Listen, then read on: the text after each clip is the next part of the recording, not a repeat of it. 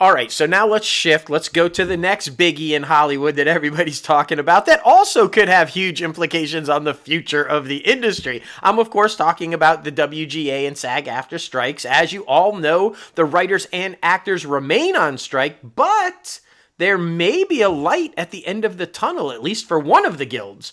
Now, here are the latest updates. SAG-AFTRA has revealed more thinking behind its decision on its interim agreements, with the leadership saying the initiative is, quote, now get this, y'all, designed to undermine the production slates and timing of the AMPTP companies to ensure that they come back to the table. So they're playing hardball, bro. They're intentionally allowing these movies to continue under these interim agreements to try to force the studios to come to the table. That's so crazy. President Fran Drescher and Chief Negotiator Duncan Crabtree Ireland lifted the lid on the agreements, which have been awarded to well over 100 TV and film projects, which is just crazy to me. The comments come after much debate about the agreements from many stars of the likes like Sarah Silverman, as well as some producers saying, what is the point of being on strike if you're letting these people work? So we'll see. Will it work? I don't see anybody coming back to the table, at least on the actor side of it. So I don't know if it's working or not. Yeah, I feel like they're really trying to show the AMPTP that, we can still do this without you. For We sure. have a lot of indie productions that are in the works that will be sold to like a Roku channel or like a Crackle or different things like that. Yeah. Maybe the not so like popular streaming services like a Tubi. So Without yeah, doubt. it's very interesting. It's an interesting strategy. So yeah, we're going to keep on top of that. But meanwhile, the writer's strike hit day 100 this week. Remember, the last writer's strike went 100 days. Now we're going past that this time. The point at which the last walkout of the Writers Guild ended in 2007 and 2008. It came just 5 days after the latest attempt to get both sides back to the negotiation table.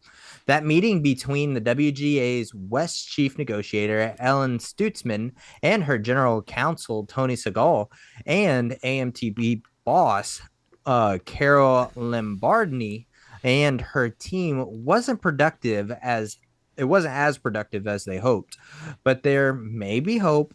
Just after 102 days, the WGA and the AMPTP resumed negotiations yesterday. Now, the return to the negotiation table was announced on Thursday and was apparently at the request of Carol Lombardini, which is on the producing side, who asked the WGA negotiating committee to meet with the AMPTP negotiators.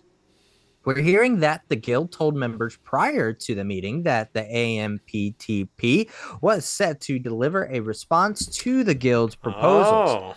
The guild also told its members, quote, our committee returns to the bargaining table ready to make a fair deal, knowing the unaffiliated WGA membership stands behind us and buoyed by the ongoing support of the union allies.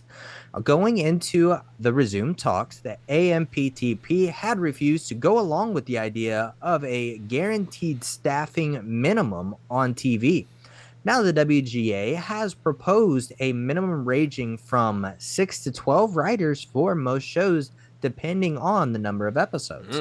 The guild also wants writers to be given 10 weeks of guaranteed employment on pre-development rooms and 3 weeks per episode on post-greenlit shows, plus a provision ensuring that at least half the writing staff is employed through production.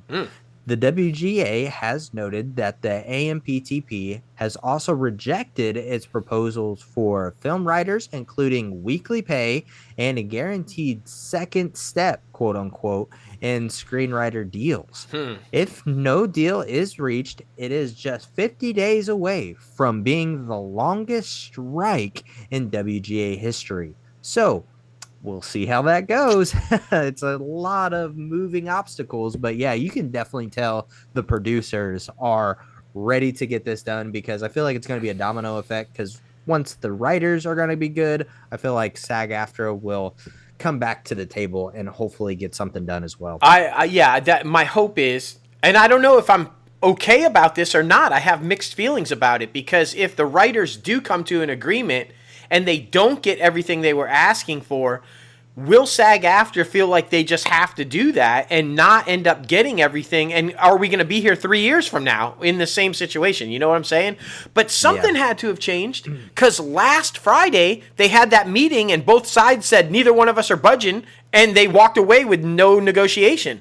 All of a sudden, 6 days later, they're like, hey, come back. I think maybe the studios are starting to crack. They're starting to feel it a little bit, like you said. And I mean, maybe there's I don't know, man. This is going to be interesting. Yeah. Well, they're about to feel it. The fall season is coming up quick, so yeah, and it's already been delayed. Even if they both unions come to agreements somehow over this weekend or at the beginning of next week, it's still, we're going to see delays until they can't just write it and have it out tomorrow. So, I mean, there's going to be a little bit of a delay there. So no, that's why I'm saying they don't want it to lead into the winter and the spring months. So yeah, that's why I said that. It's going to be, I don't know. We'll see. We've seen this before where they said, oh, it looks optimistic. It looks like we may be talking, and then nothing. So we'll see.